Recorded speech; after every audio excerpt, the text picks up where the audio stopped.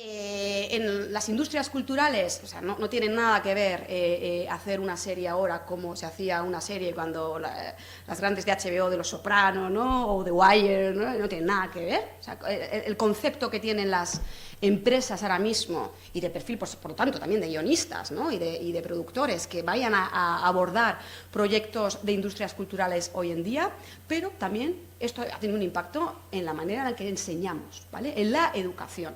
Lo hemos visto de una manera clara, yo creo, las facultades de comunicación y de educación, porque somos los que estamos directamente relacionados con esto, ¿no? Nosotros desde comunicación, porque somos los que generamos ese contenido o intentamos enseñar a nuestros alumnos a que generen contenido, ¿vale? Que vaya a circular y que vaya a ser consumido por los usuarios, ¿de acuerdo? Y por otro lado, los de la educación, es decir, los estudiantes de educación en las facultades de España, que es lo que más conozco, evidentemente tienen un papel fundamental, puesto que van a ser los que van a enseñar a estos jóvenes ya post-millennial, y cuando lleguen ellos será post-millennial, o lo llamaremos HZUQ, porque además los nombres cada vez son más raros, ¿no?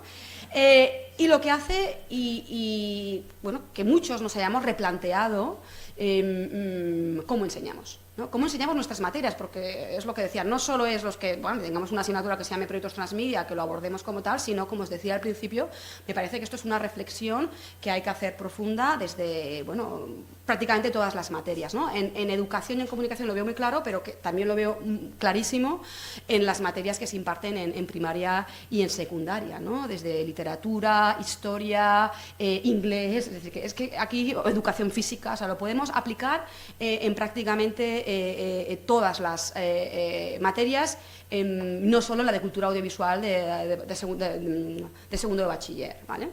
O de primero de bachiller, ¿no? Ahí tenéis una foto que la quería enseñar, ¿no? Esto es de este año, de nuestros chicos del máster, ¿vale? Para que veáis gente de máster y lo que está haciendo es grabando con un iPad, ¿no? Como decía, esto ha cambiado tanto. Yo me acuerdo cuando empecé en la carrera, la locura era coger una cámara, ¿no? Y grabar en cine, y era como... Ahora, cuando llegan a máster, lo que le estamos enseñando es a utilizar el iPad y a grabar con iPad. ¿Por qué? Porque, como decía antes, esto ha cambiado las industrias, es que hay que saber cada vez buscar las historias donde estén, acabando, suben el vídeo, el audio, el tal, la foto que saco con una calidad cada vez más espectacular. Aquí, por ejemplo, tenéis lo que es la clásica realización multicámara. Bueno, se puede hacer, es decir, a un nivel profesional, ¿no? Con unos iPads. Con esto lo que quiero decir, la reflexión, para que veáis, ¿no? De que precisamente la tecnología lo que ha posibilitado en todos estos procesos es la simplificación. Yo recuerdo cuando me pusieron la primera vez la cámara, era como, madre mía, todo tal, luego al final la calidad de la imagen era buenísima, pero aquello para entenderlo, ¿vale? Evidentemente tenías un profesor que te lo explicaba, ¿no? Ahora también sigues teniendo ese profesor, pero estamos simplificando muchísimo la tecnología, ¿no? En todos estos procesos, lo que facilita, evidentemente, que se pueda utilizar de una manera más amplia y o sea, lo interesante es ver, bueno, qué usos podemos hacer de todos estos aspectos y aplicarlo, como os decía, a un contexto mayor de contenido que vaya fluyendo en determinadas plataformas o a través de determinados dispositivos. Pero, y otra idea importante que quiero manejar, yo trabajo mucho con dispositivos móviles, ¿no? En el transmedia, pero una de las claves que tenéis que tener, que es todo el transmedia, narrativas transmedia, no es el smartphone, no es el teléfono móvil, ¿vale? No son los dispositivos en movilidad, es una parte importante, ¿no? Que sobre todo ha cambiado los procesos, ¿no? Pero cuando hablamos de transmedia estamos hablando es algo inclusivo. No es excluyente, ¿no? Por lo tanto, es una parte más de los medios que podemos utilizar en el aula, pero que evidentemente se suman a otros más tradicionales que probablemente se reformulan o tienen como una nueva vida. Hablabais antes del cómic, ¿no? O de la fotonovela. Es decir, de repente viejos formatos, digamos, como que se limpia la cara, ¿no?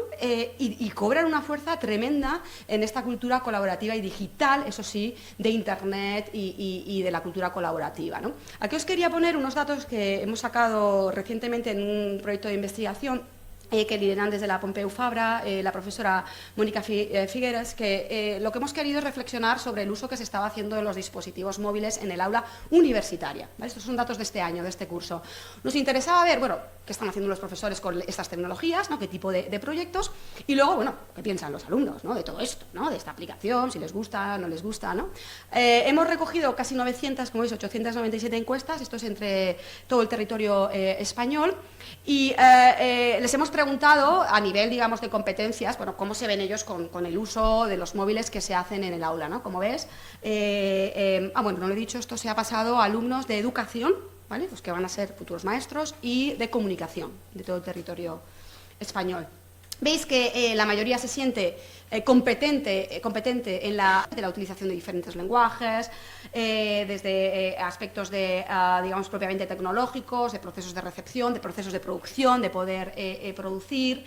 Luego siempre lo que nos sale es que las competencias que ellos se sienten, esto es su percepción, ahí es interesante ver luego los profesores que dicen todo esto, pero ellos, ¿cómo?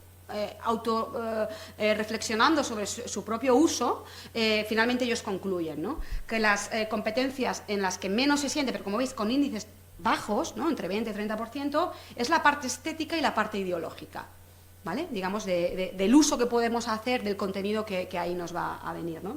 Y luego aquí, que esto es lo que me parece más interesante, les preguntamos que, bueno, que la utilización que se había dicho de dispositivos móviles en prácticas docentes en el aula, bueno, que le habían parecido y sobre todo si le habían ayudado para aprender, porque al final estamos aquí, ¿no? Y nos lo podemos pasar muy bien, es verdad que hay muchos procesos de gamificación y todo es muy divertido, pero bueno, al final es, bueno, ya he aprendido de historia o he aprendido de Shakespeare, es decir, de lo que estamos dando o por lo cual yo he hecho esta práctica. Bueno, vemos que la mitad dice que bastante, pero bueno, a mí me parece muy significativo, y luego leyendo había unas preguntas abiertas donde podían ellos expresarse, ¿no? Y ya matizar, bueno, un espectro de casi la mitad que dice que poco o nada. O sea, que al final, los comentarios que decían, sí, es muy divertido. Dice, las prácticas que tenemos, más allá de utilizar el Kahoot, no sé si lo habéis utilizado, es como una encuesta un poco tal, más allá de que es divertido, dice, al final, dice, ellos mismos, dice, bueno, como os digo, esto es a nivel universitario, que esto lo hay que ver también un poco, pero bueno, esto me hace a mí pensar, y esto lo hemos comentado mucho con María José, que está en el proyecto, ¿no? De que a nivel universitario, y pienso que a nivel de primaria y secundaria es mucho más creativo y estamos viendo que hay usos mucho más enriquecedores, pero en las aulas, fijaros, de estudios de educación y de comunicación, todavía todo esto de aplicar tecnologías móviles, bueno, ya si hablamos de narrativas inmersivas y de, bueno, todo eso, es completamente anecdótico y, como veis, bastante superficial, ¿vale? Y esto se ve en los resultados, ¿no? Y me parece que esto puede motivar y debería motivar una profunda reflexión de nuestras prácticas docentes, ¿no? En este panorama, como os digo, de utilización de los medios, yo, como os digo, he estado implicada en, bueno, lo que se podría considerar una alfabetización transmedia, ¿no? Que es enseñar a crear contenido transmedial a través de diferentes plataformas y, como os decía antes, ¿no? Con una participación muy importante de estos creadores, prosumidores, que evidentemente van a ser el eje de todas las narrativas y de todo lo que, incluso desde el punto de vista de la metodología docente que empleamos. Yo en el 2015, basándome en el trabajo de Joan Ferrés, que ha trabajado de manera estupenda las competencias mediáticas, ¿no? O sea, de cómo podemos educar en competencias mediáticas a nuestros alumnos, ¿no? Yo esbocé un poquito lo que podría ser una definición o cómo yo entiendo la alfabetización transmedia, ¿no? Como veis ahí es la capacidad de evaluar y crear, porque como veréis un poco también en mi metodología docente, antes de ponernos a crear cosas, me parece que es fundamental que el alumno reflexione, o sea, que vea ejemplos, ¿no? Y que reflexione de manera crítica sobre lo que se le está mostrando, ¿no? De proyectos transmedia que funcionan, y que ellos lo vean y que sean capaces de decir, esto me ha gustado, esto no me ha gustado, ¿por qué me ha gustado? Es decir, que sean capaces de evaluar, que es la primera, digamos, de las fases, ¿no? Que sean capaces de evaluar, de distinguir proyectos transmedia que funcionan, proyectos transmedia que no funcionan, por qué han funcionado, por qué no han funcionado, cómo se podrían mejorar, ¿no? ¿Cuáles les han gustado? Porque al final el consumo, hablaba antes de gratificaciones, es muy emocional en muchos aspectos, ¿no?